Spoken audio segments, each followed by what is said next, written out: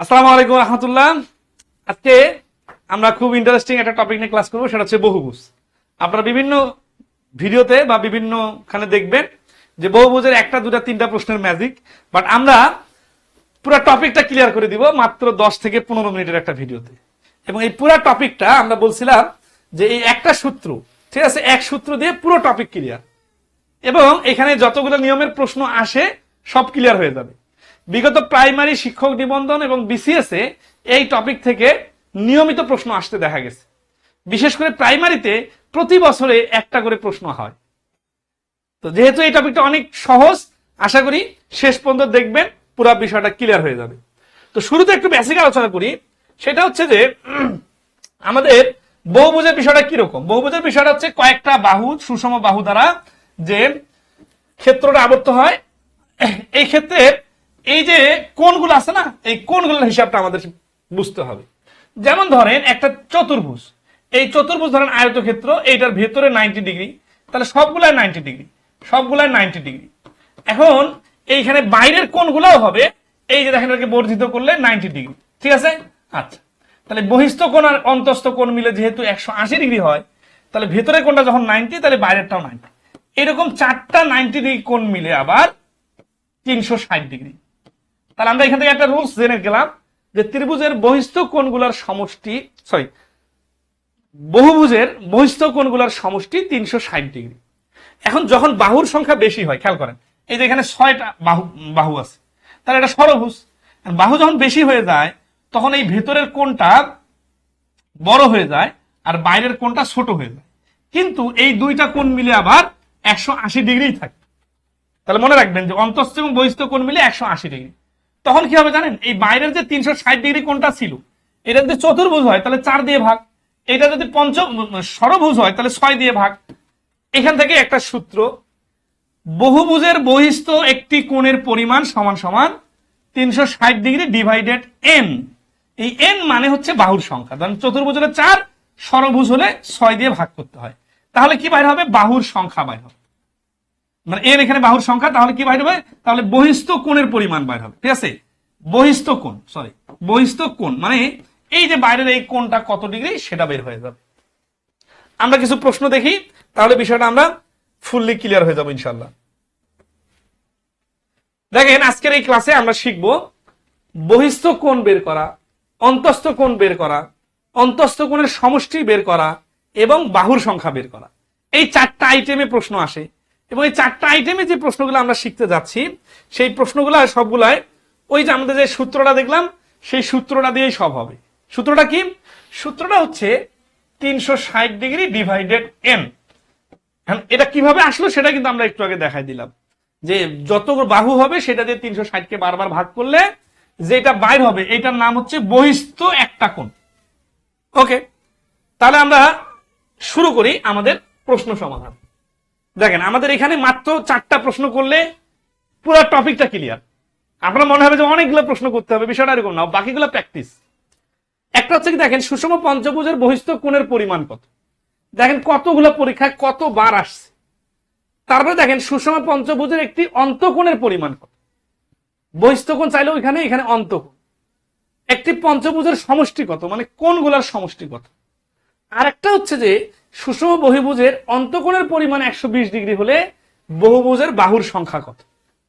তাহলে এই 4 ভাবে প্রশ্নগুলা আসে, এইগুলো আমরা একটু দেখব, একটা একটা করে মাত্র প্রশ্ন সমাধান করব, আর সবগুলো একই স্টাইলে করব। তাহলে আমাদের এই টেকনিকটা ভুলে যাওয়ার কোনো সুযোগ নাই। যেমন 1 নাম্বার প্রশ্ন, এই টাইপটার নাম কি দিছি আমরা, বহিস্থ কোণ। আপনারা এই ক্লাসটাতে আমাদের করে দেওয়া প্রশ্ন সমাধানের সাথে আপনাদেরকে করার জন্য যে প্রশ্নটা দিব এটা সমাধান করে উত্তর কমেন্টে জানাবেন, তাহলে আপনারা এই ক্লাস করার সাথে সাথে টপিক ক্লিয়ার হয়ে যাবে ইনশাআল্লাহ। 1 নম্বরে বলতেছে যে সুষম পঞ্চভুজের বহিস্থ কোণের পরিমাণ হবে। দেখেন এই প্রশ্ন আসছে 6 সালে, 11 সালে, 13 সালে। তাহলে আমাদের এই যে কি বলছে, পঞ্চভুজ মানে 5টা বাহু, তাহলে 360 ভাগ 5 সমান সমান 5 7 35, 5 2 10, 72 ডিগ্রি। এই 72 ডিগ্রি আনসার। কেন? কারণ পঞ্চভুজ যখন বলতেছে তখন কি বলতেছে, এই বাইরের কোণটার মান জানতে চাইছে। ভেতরের কোণটার মান আমরা জানি না, কিন্তু এটা জানি যে বাইরের কোণটা সবগুলা যোগ করলে 360 ডিগ্রি হয়, সেহেতু 360 কে 5 দ্বারা ভাগ করলে অ্যান্সার চলে আসবে এইখানে 72 ডিগ্রি। জিনিসটা এইখানে দেখেন, এই যে এই কোণটা দেখতেছেন না, এইটা হচ্ছে 72 ডিগ্রি। তাহলে আমরা জানলাম ভাগ করলে অ্যান্সার চলে আসবে। এখন ভেতরের কোণটা কত? তাহলে এই ভেতরের কোণটাকেই বলা হয় অন্তস্থ কোণ। এই যেহেতু এটা একটা সরল কোণ, এটা 180 ডিগ্রি, তাহলে ভেতরের কোণটা হবে 72 বিয়োগ করে দিলে 108 ডিগ্রি। দেখেন যে 4টা নিয়মের কথা বললাম, অলরেডি 2টা নিয়ম কিন্তু শেষ। দেখি আপনারা পারতেছেন কিনা। এই প্রশ্নটা আপনারা একটু কমেন্টে রেসপন্স করবেন। 8 বাহু বিশিষ্ট সুষম বহুভুজের একটি বহিস্থ কোণের পরিমাণ হবে। এইখানে দেখেন 2011 সালে প্রাথমিক শিক্ষক নিয়োগের পরীক্ষার প্রশ্ন। এইটা আপনারা নিজে করবেন, ঠিক আছে? 2 নম্বর প্রশ্ন। আচ্ছা, 2 নম্বর টাইপে আমরা 3 নম্বর প্রশ্ন অলরেডি আমাদের করা হয়ে গেছে। দেখেন 2 নম্বর টাইপও কিন্তু আমরা করে ফেলছি। কিরকম দেখেন, একটা সুষম বহুভুজের পঞ্চভুজের একটি অন্তকোণের পরিমাণ কত? একটি অন্তকোণ চাইছে। আমরা যে এই 360 দিয়ে কে 5 দিয়ে ভাগ করতেছি, তখন যে 72 ডিগ্রি আসতেছে, এটা কিন্তু বহিস্থ কোণ। এই কথাটা মনে রাখতে হবে। কিছু কথা না মনে রাখলে তো সব বাতাসে বাতাসে হয়ে যাবে, বিষয়টা এত সহজ না। তাহলে এটা বহিস্থ কোণ বাইর হয় সবসময়, এটা মনে রাখবে।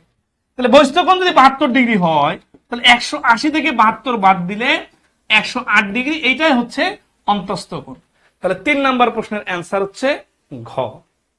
ঠিক আছে? তাহলে আপনাদের একটা করতে দেই, এই যে 4 নাম্বার প্রশ্নটা আপনারা করেন। দেখেন এটা পরীক্ষা আসছে, মানে এখানে কোনো প্রশ্ন কিন্তু আমরা বানাই কঠিন সহজ বানাচ্ছি না, আমরা জাস্ট সিকোয়েন্সটা ধরাই দিতেছি আপনাকে। এবং এটা বলে দিতেছি যে অনেক বেশি প্রশ্ন করার দরকার নাই, অনেক এলোমেলো সমাধান ম্যাজিকের দরকার নাই, এক থিমে সব প্রশ্ন সমাধান হবে। তাহলে একটি সুষম ষড়ভুজের একটি অন্তকোণের পরিমাণ কত? একটা অন্তকোণ চাইছে, তাহলে 6 দিয়ে ভাগ করে 180 থেকে বিয়োগ করলে অ্যান্সার চলে আসবে। অ্যান্সার কত আপনারা সবাই কমেন্টে দিবেন। আমরা আসি এবার নতুন টাইপ 3, অন্তস্থ কোণের সমষ্টি বের করা। সমষ্টি মানে কি? ভেতরে যে কোণগুলা থাকবে অন্তস্থ কোণ। একটু আগে যেটা শিখলাম সেটা হচ্ছে একটা কোণ, সবগুলা কোণ যোগ করতে হবে। কিরকম? একটা পঞ্চভুজের সমষ্টি কত? তাহলে পঞ্চভুজের সমষ্টি মানে কি? সমষ্টি মানে হচ্ছে এই যে একটা পঞ্চভুজ আছে, এই পঞ্চভুজের এই কোণ, এই কোণ, এই কোণ, এই কোণ, এই কোণ, এই সবগুলো যোগ করলে কত হবে? যেহেতু এটা সুষম পঞ্চভুজ ধরে নিতে হবে, তাহলে এইটার আমরা ভেতরের একটা কোণ যদি জানতে পারি, তাকে 5 দ্বারা গুণ করলে সবগুলো চলে আসবে। এটা ভেতরে কোণ জানার আগে আমরা বাইরের কোণটা আগে বার করবো। এটা এই দুটো টেকনিক তো আগে শিখে আসলাম। কিরকম? এই কোণটা হবে 360 ডিভাইডেড 5 সমান সমান 72। এইটা 72, এর সাথে আবার 5 গুণ করে দেন, তাহলে আবার 360 চলে আসবে না, এটা বহিস্থ কোণ। তাহলে ভেতরের কোণটা হবে 108 ডিগ্রি। এই কোণটা যদি 108 ডিগ্রি হয়, তাহলে এই 5টা কোণ মিলে কত হবে? 5 গুণন 108 সমান সমান 540 ডিগ্রি। এই ভেতরে সবগুলা কোণ মিলে 540 ডিগ্রি। অনেক প্রশ্ন আসছে যে এখানে ডিগ্রি লেখা আছে অপশনগুলোতে, তখন সরাসরি 540 ডিগ্রি আনসার, যে পঞ্চভুজের অন্তঃকোণগুলোর সমষ্টি কত। কিন্তু যদি কখনো সমকোণ বলে, এটা কি নতুন করে শেখানো লাগবে? 90 ডিগ্রি এক সমকোণ, তাহলে 540 ডিগ্রি কত সমকোণ? এই যে 6 লং 54, তাহলে 6 সমকোণ। অনেকে আছে মুখস্থ করে, কিন্তু পরীক্ষার হলে যে আবার এলোমেলো লাগে ফেলে।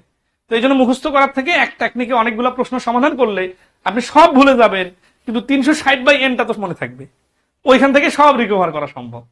তো এই জন্য এক জাতীয় প্রশ্ন একই নিয়মে সমাধান করাটাকে সর্বোচ্চ গুরুত্ব দিবেন।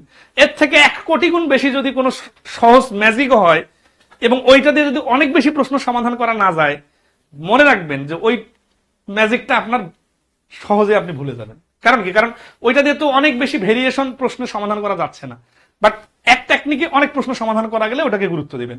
সেটা আমি শেখাই বা অন্য যে কেউ শেখাক বা যে কোনো বইয়ে পান, মানে বেশি বেশি প্রশ্ন সমাধান করা যাইতে হবে সেম টেকনিকে, না হলে বাদ। তাহলে এখানে গেল 6 সমকোণ, ঠিক আছে? আচ্ছা, তাহলে আমরা দেখি আরেকটা।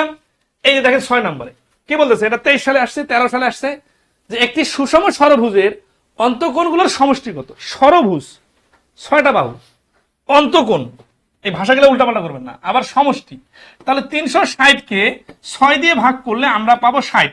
এটা হচ্ছে একটা বহিস্থ কোণ। তাহলে এখান থেকে আমরা 180 মিলাইতে একটা অন্তস্থ কোণ পাবো কত? 120 ডিগ্রি।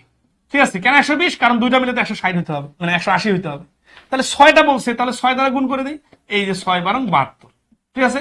তাহলে 6 বারং 72 মানে 720 ডিগ্রি। তাহলে এই যে প্রশ্নের অ্যান্সার হচ্ছে 6 নম্বরে ঘ 720 ডিগ্রি। এখানে যদি বলতো কত সমকোণ, তাহলে 90 দিয়ে ভাগ করে দিতাম, তাহলে 8 9 72, 8 সমকোণ। অনেকে আছে একটি ষড়ভুজের কোণগুলা অন্তস্থ কোণগুলোর সমষ্টি 8 সমকোণ হয়, পঞ্চভুজের সমষ্টি 6 সমকোণ হয়। এইভাবে মুখস্থ তো করে মনে থাকবে না, উল্টাপাল্টা লাগবে পরীক্ষার হলে। পড়ার সময় মনে হবে ইজি, কিন্তু আলটিমেটলি লং টাইম মনে থাকবে না। এই জন্য সেম টেকনিকে করেন, অনেক লম্বা সময় মনে রাখতে পারবেন। 7 নম্বর প্রশ্নের অ্যান্সার আপনারা দেন। কি বলছে? একটি অষ্টভুজের অন্তস্থ কোণ সমূহের সমষ্টি কত? অষ্টভুজের দেখেন পরীক্ষায় আসছে, 24 সালে পরীক্ষা আসছে, 22 সালে পরীক্ষা আসছে। এই যে 10-15 মিনিটের ক্লাস নিতেছি, এখানে আপনার যে কোনো এরকম পরীক্ষা দিতে যাবেন, প্রশ্ন আসলে পারবেন। আমাদের আজকের ক্লাসের লাস্ট নিয়ম, সেটা কি? বাহুর সংখ্যা বের করা। এতক্ষণ ধরে আমরা দেখলাম বাহুর সংখ্যাগুলো দেওয়া ছিল, আমরা 360/n n দিয়ে ভাগ করে করে অ্যান্সার বাই করছি, কিন্তু বাহুর সংখ্যায় দেওয়া নাই। তাহলে কি আছে? বাহুর সংখ্যা দেওয়া থাকলে যেটা দেওয়া থাকে না ওইটা এবার দেওয়া আছে, মানে আগের প্রশ্নগুলোর উত্তরগুলো দেওয়া আছে। এবার প্রশ্নের n এর মান বাইর করতে হবে। দেখেন, সুষম বহুভুজের একটি, এই সুষম বহুভুজ বলতেছে কিন্তু নাম বলতেছে না, এবার ষড়ভুজ না অষ্টভুজ বলতেছে না। একটা অন্তঃকোণের পরিমাণ 120 ডিগ্রি হলে বহুভুজটির বাহুর সংখ্যা কত? তাহলে আমরা বহুভুজটা একটা মনে মনে মন কলা খেয়ে একটা বহুভুজ ধরে নিলাম। এটার একটা অন্তস্থ কোণ হচ্ছে 120 ডিগ্রি। তাহলে এটার বহিস্থ কোণটা কত? বহিস্থ কোণটা হচ্ছে 60 ডিগ্রি। দেখেন, আমরা 360 ডিভাইডেড n দিয়ে যখন ভাগ করছিলাম, তখন একটি বহিস্থ কোণ বাইর হতো, তাই না? n এর মান যদি 5 6 জানা থাকতো, তাহলে এটাতে ভাগ করতাম, বহিস্থ কোণ বাইর হতো। এবার বহিস্থ কোণটা দেওয়া নেই, অন্তস্থ কোণ দেওয়া আছে। এখান থেকে আমরা বহিস্থ কোণ খুব ইজিলি বাইর করতে পারবো। ওই বহিস্থ কোণটা এইখানে 60 ডিগ্রি বসাই দিব। n এর মান আমরা জানি না, ওকে, সমস্যা নেই। আর গুণ করে আমরা দেখতেছি 60n সমান সমান 360 ডিগ্রি। তাহলে n সমান সমান 360 ডিভাইডেড 60।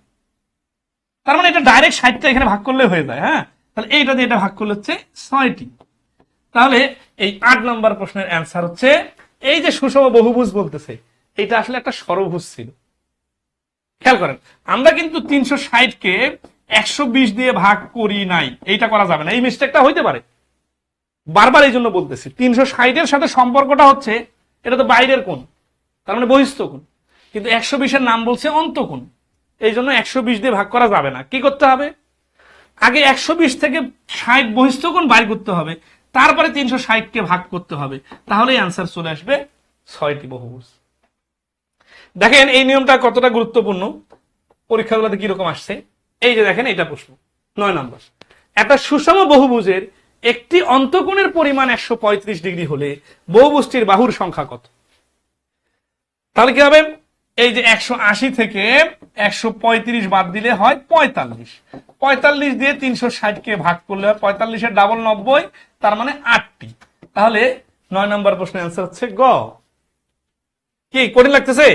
যত ভালো বুঝবেন তত দ্রুত পারবেন। দেখেন, এটা নিজে করুন। হ্যাঁ, 10 নম্বর হচ্ছে সুষম বহুভুজের একটি অন্তঃকোণের পরিমাণ 140 ডিগ্রি হলে বহুভুজটির বাহুর সংখ্যা কত? দেখেন, 11 নম্বরও নিজে করবেন। এগুলো সবগুলোর কমেন্টে রেসপন্স করবেন, তাহলে মনে করবেন আপনার বাসায় প্র্যাকটিস করা হয়ে গেছে। অনেকে হচ্ছে রেসপন্স করতে চান না, তাহলে এখানে যদি কেউ না পারেন অন্যদের কমেন্ট দেখবেন, তাহলে ব্যাখ্যা দেখে আপনারা ক্লিয়ার হয়ে যাবে। তাহলে একটা সুষম বহুভুজের একটি অন্তঃকোণের পরিমাণ 144 ডিগ্রি হলে বহুভুজটির বাহুর সংখ্যা কত? 144 180 থেকে বাদ দিলে 36 হবে বহিস্থ কোণ। 36 দিয়ে 360 কে ভাগ করলে আনসার চলে আসে। এই যে দেখেন, এই প্রশ্নটাই বিসিএস এর পিলিতে আসছে 162 ডিগ্রি। মানে একটা সুষম বহুভুজের প্রত্যেকটি অন্তঃস্থ কোণের পরিমাণ 162 ডিগ্রি হলে বহুভুজের বাহুর সংখ্যা কত? এখান থেকে 18 বাইর হবে, 18×30। যাই হোক, এগুলা শেষ। তাহলে আজকের টপিক কিন্তু শেষ। তাহলে এই সুষম বহুভুজ নিয়ে আর কোনোদিন কোনো ক্লাস দেখা বা কোনো বই থেকেও পড়ার প্রয়োজন হবে না, যদি আপনারা এগুলা একটু প্র্যাকটিস করেন। তো এইভাবে আমরা প্রত্যেকটা টপিকের ছোট ছোট পার্টগুলোকে ফুললি ক্লিয়ার করার জন্য নিয়মিত আমাদের পেজে ভিডিও দিচ্ছি। আপনাদের যাদের ম্যাথের সমস্যা আছে, তারা পুরা টপিক, পুরা ম্যাথ, পুরা বই নিয়ে পেরেশান না হয়ে প্রত্যেকটা টপিকের আন্ডারে 5টা 10টা যে নিয়ম আছে, এই নিয়ম ধরে ছোট্ট ছোট্ট আকারে ক্লাস যদি দেখতে চান, তারা অবশ্যই অবশ্যই আমাদের খায়রুস ম্যাথ চ্যানেলটা সাবস্ক্রাইব করবেন ইউটিউব থেকে, এবং আমাদের যে এই পেজে ক্লাস করতেছেন এই পেজটা যদি ফলো দিয়ে না থাকেন, এখন একটু ফলো দিয়ে রাখেন, তাহলে নিয়মিত ভিডিও পেতে থাকবেন। ধন্যবাদ সবাইকে, ভালো থাকবেন সবাই।